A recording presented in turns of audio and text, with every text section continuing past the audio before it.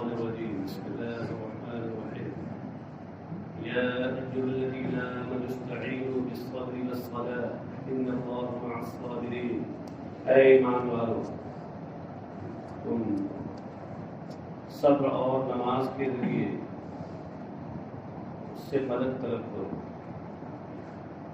استعینوا مدد طلب کرو کس چیز پر؟ علی الآخرہ آخرت پر، یعنی آخرت کے کاموں پر یا آخرت کی کامیابی پر. ہاں مدد مانگو کس سے؟ بالصبر والصلاۃ، صبر سے اور نماز سے. صبر سے کیا مراد ہے؟ صبر علی الطاعۃ، یا تو طاعت و عبادت پر،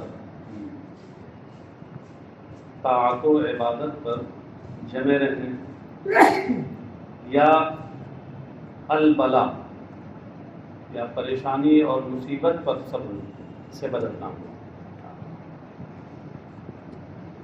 والصلاۃ اور نماز سے مدد مانگو.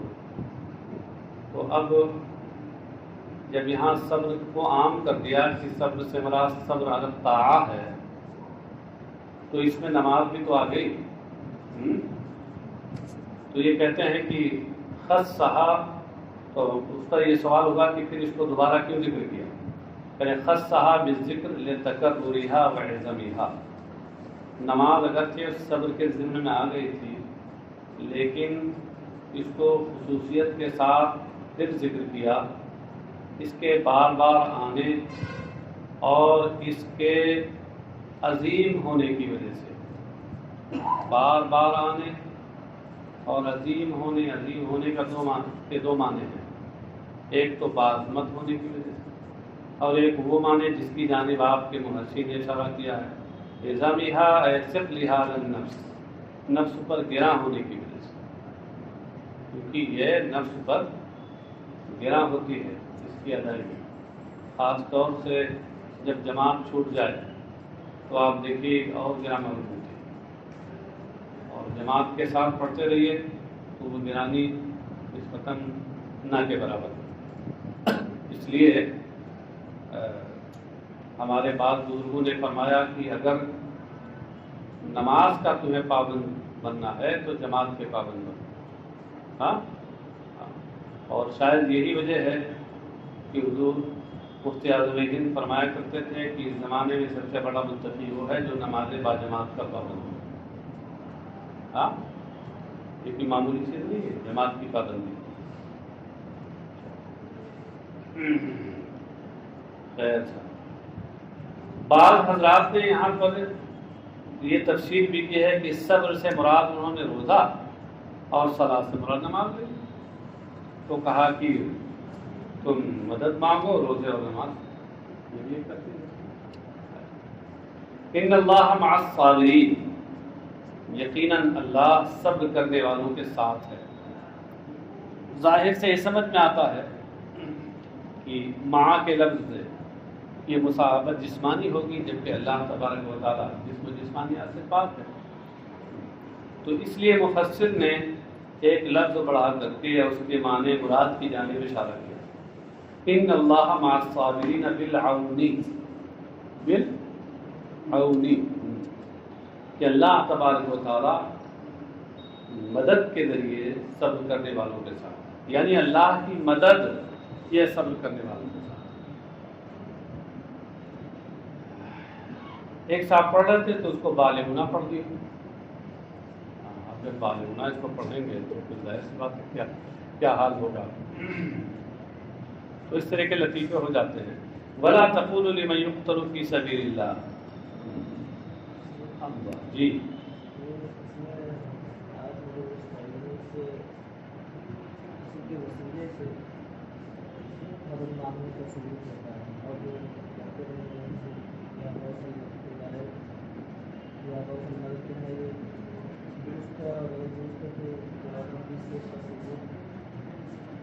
یہ کیا کہنا چاہ رہے ہیں؟ کسی کے وسیلے سے نا، تو وسیلے تو کہہ رہے ہیں، وسیلے تو نہیں آتا ہوتا مدد میں، وسیلے تو ہاں کہ اللہ سے ان کے ذریعے مدد مانگنا ہے. دیکھیے مدد مانگنے کی دو طریقے. ایک یہ کہ آپ ان کو مستعان حقیقی مانیں کہ حقیقت میں یہی مدد کرتے ہیں. تو یہ غوث کیا نبی اور رسول کے لیے بھی نہیں، سید الانبیاء کے لیے بھی نہیں، اس لیے کیونکہ حقیقی معین و مددگار تو اللہ ہے. اور اگر آپ یہ مانیں کہ اللہ تبارک و تعالیٰ نے ان پر اپنا خاص فضل فرمایا اور انہیں اپنے بندوں کی مدد کرنے کی قوت اور طاقت عطا فرمائی، تو اللہ کے اس وصف کے مظہر ہے. اگر اس نیت سے آپ کرتے ہیں تو بالکل بلا شبہ جائز ہے. یہ ایسے ہی جائز ہے جیسے دیکھنے میں آپ کا اپنی آنکھ سے بدل لینا، آنکھ کمزور ہو جائے تو چشمہ لگا کے بدل دینا، سمجھے ہے نا. اس کے لیے تو آپ کسی قرآن حدیث کو نہیں تلاش کرتے ہیں، اور جو منکرین ہیں وہ بھی نہیں کرتے ہیں. تو ان سے اگر کوئی امداد کرتا ہے تو اس سے کہیے کہ چشمے کی سے مدد مانگنے کے لیے آپ قرآن حدیث کی جو آیتیں اور حدیثیں پیش کریں گے وہی ہماری طرف سے آپ کے لیے ہوگی زیادہ. سمجھ گئے؟ بس وہی ہے، اللہ کو مستعان حقیقی سمجھتے ہوئے اور اس کے نیک بندوں کو یا نیک اعمال کو اگر مظہر سمجھیں اس کی مدد اور مدد مانگے تو درست ہے. ورنہ آپ یہ بتائیے کہ صبر سے مدد مانگنا اور نماز سے مدد مانگنا یہ کیا اللہ سے مدد مانگنا ہے؟ صبر اور نماز اللہ ہے. یہاں بھی تو غیر اللہ کی مدد ہے. ہاں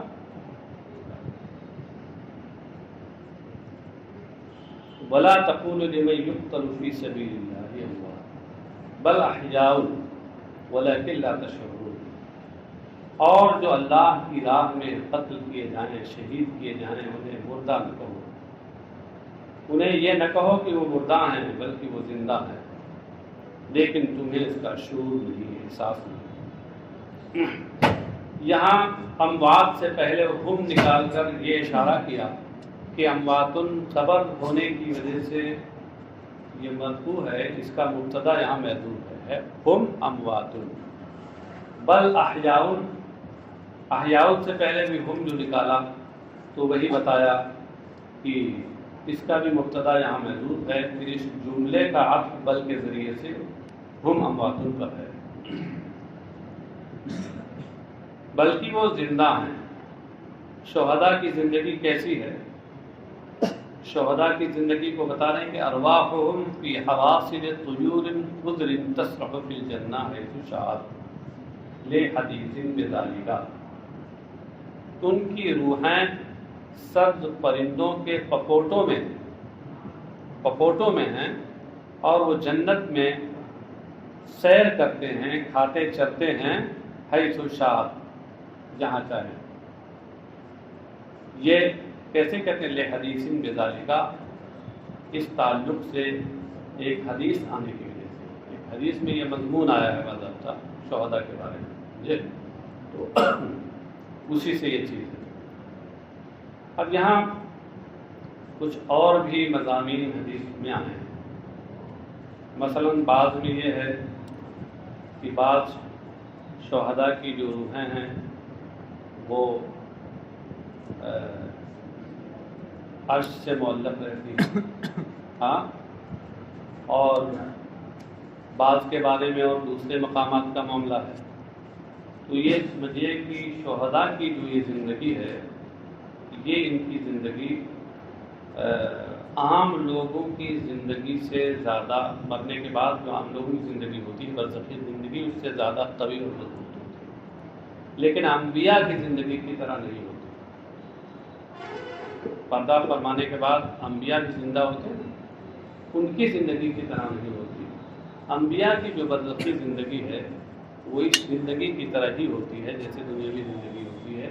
فرق صرف اتنا ہوتا ہے کہ وہ نظر نہیں آتے، ہماری آنکھوں کو نظر نہیں آتے انبیاء کرام. لیکن شہداء کی جو زندگی ہے وہ جسم سے ان کی روحوں کا تعلق تو ہوتا ہے، لیکن اتنا گہرا نہیں ہوتا جتنا گہرا انبیاء کا ہوتا ہے. سمجھے؟ اسی وجہ سے دونوں کے حکم میں فرق ہے. انبیاء کے پردہ فرمانے کے بعد ان کا ترکہ تقسیم نہیں ہوتا، شہداء کا ترکہ تقسیم ہوتا ہے. انبیاء کرام کی ازواج کے لیے یہ جائز نہیں کہ کسی اور سے نکاح کریں. شہداء کی ازواج نکاح کر سکتی ہیں، جائز ہے. سمجھے؟ ہاں، یہ فرق ہے دونوں. ان اللہ مع الصابرین. گویا برزخی زندگی تین طرح کی ہوگی. ایک بہت اعلیٰ درجے کی، وہ انبیاء کی ہے، اور ایک کم رتبہ، وہ عام لوگوں کی ہے، اور ایک بیچ بیچ کی، وہ ہے شہداء کی زندگی.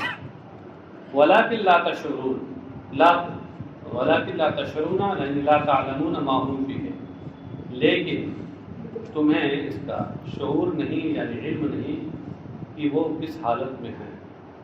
وَلَنَبْلُوَنَّكُمْ بِشَيْءٍ مِّنَ الْخَوْفِ وَالْجُوعِ وَنَقْصٍ مِّنَ الْأَمْوَالِ وَالْأَنفُسِ وَالثَّمَرَاتِ. اللہ تعالیٰ فرماتا ہے اور ضرور ہم تمہیں آزمائیں گے کچھ خوف سے، والجوع کچھ بھوک سے، ونقص من الاموال والانفس والثمرات اور کچھ مال، جان اور پھلوں کی کمی سے.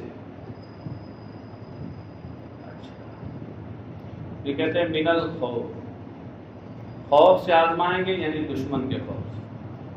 والجوع بھوک سے آزمائیں گے یعنی قحط سالی سے. ونقص من الاموال اور مالوں کی کچھ کمی سے. مال کی جو کمی ہوگی یہ کیسے ہوگی؟ بالہلاک، مال کی تباہی کے ذریعے مال کی کمی ہوگی. نیچے محشی نے اس کو واضح کیا ہے بموت المواشی والسرق والحرق. جیسے مویشی ہوں، مال کبھی مویشی کے شکل میں ہوتا ہے، جانوروں کی شکل میں، ان کی موت ہو جائے، اور کبھی اور یا وہ چوری ہو جائے. چوری کا تعلق سب سے ہے، چاہے وہ جاندار مال ہو یا غیر جاندار مال ہو. والحرق یا جل جائیں، اس کا بھی تعلق دونوں سے. بہرحال یہ کہ جامع لفظ وہی ہے جو امام سیوطی نے ہلاک یہاں فرما دیا. والانفسی اور جانوں کی کچھ کمی سے. اب جانوں کی کمی کیسے ہوتی ہے؟ بالقتل والامراض والموت. جانوں کی کمی قتل کے ذریعے یا بیماریوں کے ذریعے یا طبعی موت کے ذریعے. اس سے بھی جانوں کی کمی ہوتی ہے. اس سے ہم آزمائیں گے یعنی تم میں سے کچھ قتل کیے جائیں گے، یا وہ بیماری میں مبتلا ہوں گے، یا طبعی موت مریں گے اور ان کی تمہیں زیادہ ضرورت ہوگی. تو اس طرح جانوں کی کمی سے بھی تمہیں آزمائیں گے. بس ثمراتی اور پھلوں کی کمی سے. اور پھلوں کی کمی کیسے ہوگی؟ بالجوائح. جوائح یہ جائحۃ کی جمع ہے، اور جائحہ کا مطلب ہوتا ہے یہ صفات غالبہ میں سے، یعنی آفت جائحہ ہے اصل میں، مہلک آفت، ہلاکت خیز آفت اور بیماری. بیماری کے بجائے آپ روگ کہہ لیجیے. روگ کبھی کبھی پھلوں میں اور پیڑوں میں روگ لگ جاتا ہے، وہ پھلوں کی بیماری ہوتی ہے، اسی کو جائحہ کہتے ہیں، اس کی جمع جوائح. اور ہلاکت خیز روگوں کے ذریعے. اے لنختبرنکم فننظر اتصبرون ام لا، یعنی ہم ضرور تمہیں آزمائیں گے، امتحان میں ڈالیں گے، پھر دیکھیں گے کہ آیا تم صبر کرتے ہو یا صبر نہیں کرتے ہو. وبشر الصابرین، اور صبر کرنے والوں کو خوشخبری دے دو. علی البلاء یعنی مصیبت پر صبر کرنے والوں کو خوشخبری دے دو. کس چیز کی؟ بالجنتی، مصیبت پر صبر کرنے والوں کو جنت کی خوشخبری دے دو. الذین اذا اصابتهم مصیبت قالوا انا للہ وانا الیہ راجعون. الذین سے پہلے ہم نکالا ہے یہ بتانے کے لیے کہ الذین موصول صلہ سے مل کر خبر ہے، اس کا مبتدا ہم یہاں محذوف ہے. یہ وہ لوگ ہیں کہ جنہیں انہیں جب مصیبت پہنچے تو قالوا انا للہ، تو وہ کہتے ہیں ہم اللہ ہی کے ہیں۔ اللہ ہی کے کیا ہیں؟ کیا یعنی ملکن و عبیدن، ملک ہونے اور بندے ہونے کے اعتبار سے یہ تمیز نکالی ہے۔ مطلب یہ ہے کہ ہم اللہ ہی کے مملوک ہیں اور اسی کے بندے ہیں، اور جو مملوک کسی کا ہو یا بندہ ہو تو آقا کو اختیار ہے اس کے ساتھ جو چاہے کرے، یفعل بنا ما یشاء، ہمارے ساتھ وہ جو چاہے کرے۔ وَإِنَّا إِلَيْهِ رَاجِعُونَ، چاہے ہمیں مصیبت میں ڈالے چاہے ہمیں خوشحالی عطا کرے، سمجھے؟ ہم تو بس اللہ کی مشیت پہ راضی ہیں، راضی برضا الہی ہیں۔ وَإِنَّا إِلَيْهِ رَاجِعُونَ فِي الْآخِرَةِ، اور آخرت میں ہم اسی کی طرف لوٹنے والے ہیں۔ فَيُجَازِينَا، تو وہ ہمیں اس کی جزا دے گا، کیونکہ آخرت دار الجزا ہے تو وہاں ہمیں اس کی جزا دے گا۔ اب یہاں ایک حدیث پیش کرتے ہیں حضرت ام سلمہ کے حوالے سے، امام مسلم نے صحیح مسلم نے اس سے روایت کیا ہے کہ فی الحدیث من استرجع عند المصیبۃ اجرہ اللہ فیہا واخلف علیہ خیرا۔ حدیث میں ہے کہ جو شخص مصیبت کے وقت انا للہ و انا الیہ راجعون کہے، استرجاع کا مطلب کلمہ استرجاع کہے، یعنی انا للہ و انا الیہ راجعون پڑھے، اجرہ اللہ فیہا، تو اللہ تبارک و تعالی اس مصیبت میں اسے اجر عطا فرماتا ہے۔ وَأَخْلَفَ عَلَيْهِ خَيْرًا، اور اس پر اس سے بہتر چیز اس کے اوپر بطور خلیفہ اور نائب کے اتارتا ہے۔ کیا مطلب ہے؟ اس مصیبت میں جو چیز اس کے ہاتھوں سے جاتی رہی اس سے بہتر چیز اللہ تبارک و تعالیٰ اس کی برکت سے اسے عطا فرماتا ہے۔ وَفِيهِ، یعنی وفی الحدیث، حاضرین کا مطلب یہاں بھی حدیث ہے، اور حدیث میں ہے کہ مصباح النبی صلی اللہ علیہ وسلم طفئ فاسترجع فقالت عائشة رضی اللہ عنہا انما هذا مصباح فقال كل ما ساء المؤمن فهو مصیبۃ۔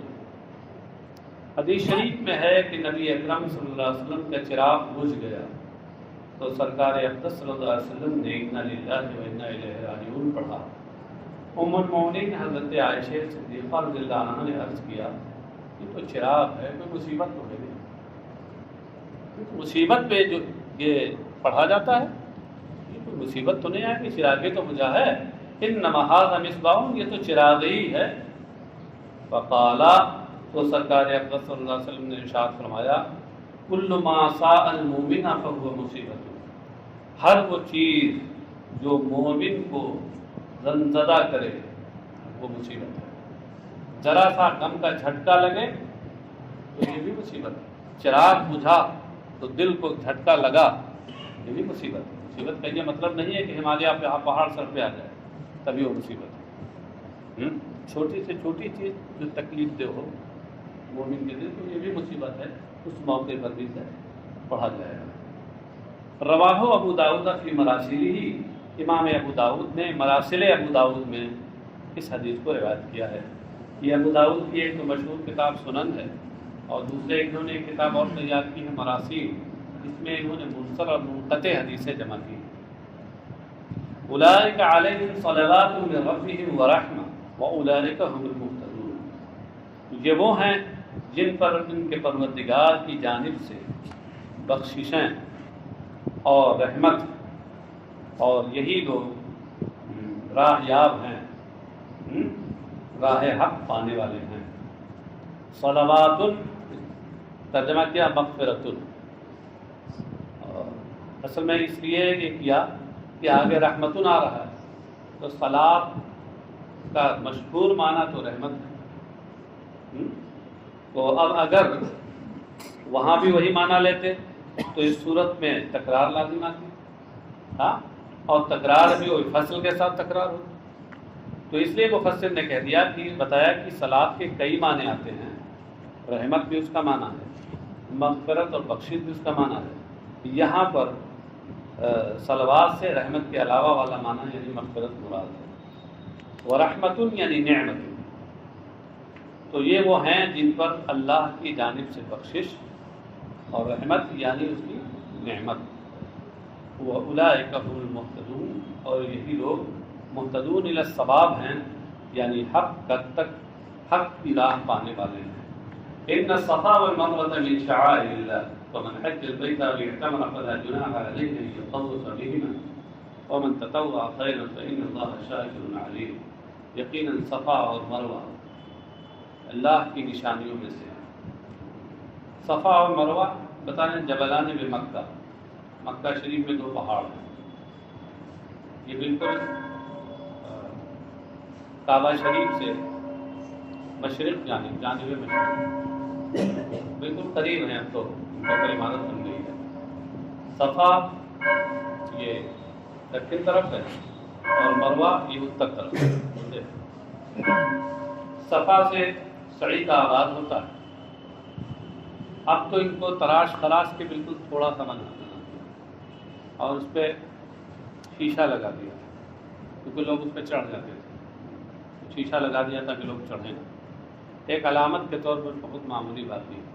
پہلے تو یہ باضابطہ اچھے خاصے پہاڑی کی شکل میں تھے، تو یہ اللہ کی نشانیاں ہیں، شاعر اللہ یعنی عالم دین ہی، تو شاعر کو بتاتے ہیں جمع شعیرہ، یہ شعیرہ کی جمع ہے، اور شعیرہ کا معنی علامت اور علم ہوتا ہے، تو شاعر کا معنی علام ہوا، علام و علامات اس کے دین کی نشانیاں ہیں۔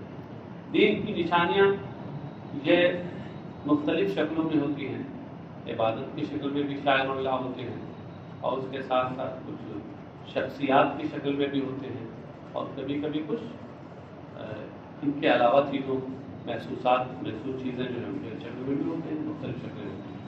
فمن حج البیت او اعتمر فلا جناح علیہ ان یطوف، تو جو بیت اللہ کا حج کرے یا عمرہ کرے، فلا جناح علیہ ان یطوف، تو کوئی گناہ نہیں اس پر کہ وہ ان کا طواف کرے۔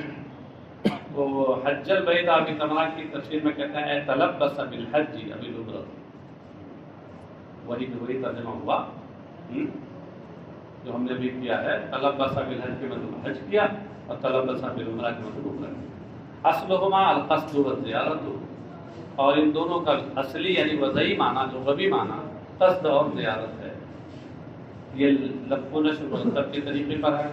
حج کا معنی قصد ہے اور عمرہ کا معنی اعتماد کا معنی زیارت ہے، لغوی معنی اور اصطلاح میں ایک خاص عبادت کچھ افعال کے مجموعے کا نام ہے، جیسے عمرہ یہ تو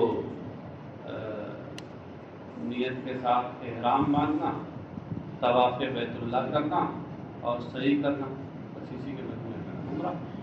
تو یہ 3 چیزیں ہیں اس میں، یعنی احرام باندھنا، کعبہ شریف کا طواف کرنا اور صفا و مروہ سے سعی کرنا، عمرہ ہو گیا۔ اور حج میں کیا ہے؟ 3 چیزیں فرض ہیں، باقی بہت سے واجبات ہیں اور سنتیں بھی ہیں۔ فرض کیا ہے؟ ایک تو آپ کا احرام باندھنا، پھر اس کے ساتھ ساتھ وقوف عرفات 9 کو، عرفات کے میدان میں 9 کو ٹھہرنا، اور پھر بیت اللہ شریف کا طواف زیارت، یہ فرض ہیں۔ باقی اور چیزیں جو ہیں وہ واجب ہیں، جیسے صحیح وقت کرنا ہے واجب، اس کی تفصیلات آپ کتاب الحج میں دیکھیں۔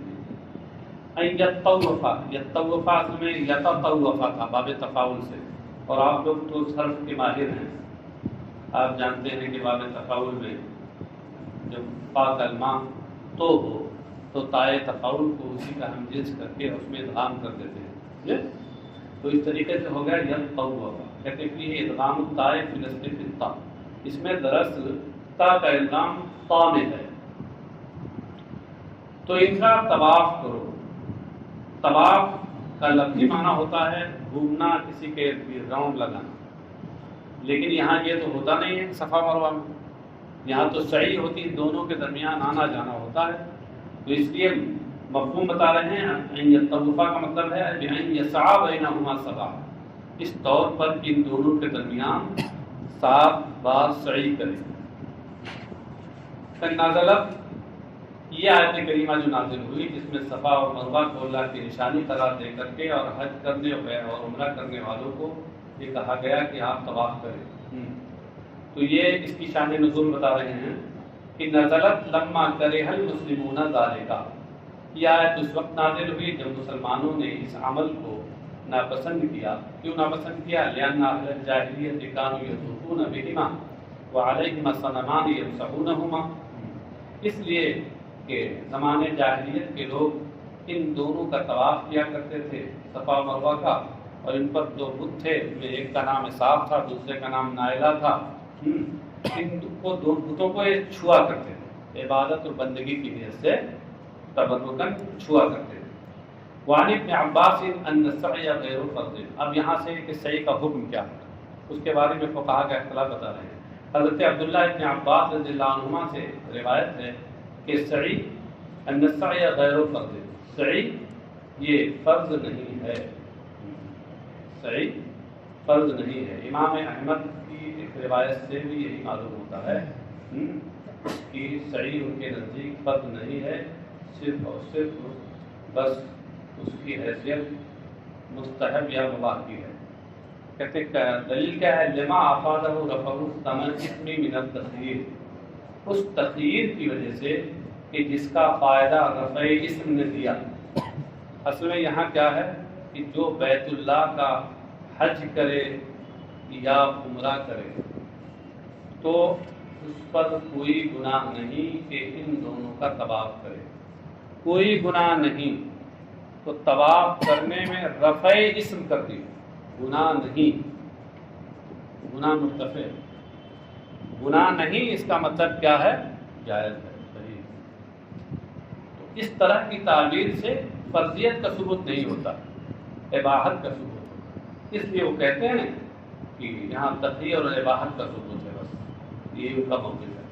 وقال الشافعی وغیرہ رکن، امام شافعی اور ان کے علاوہ نے کہا، علاوہ میں امام اعظم نہیں ہے، سمجھے؟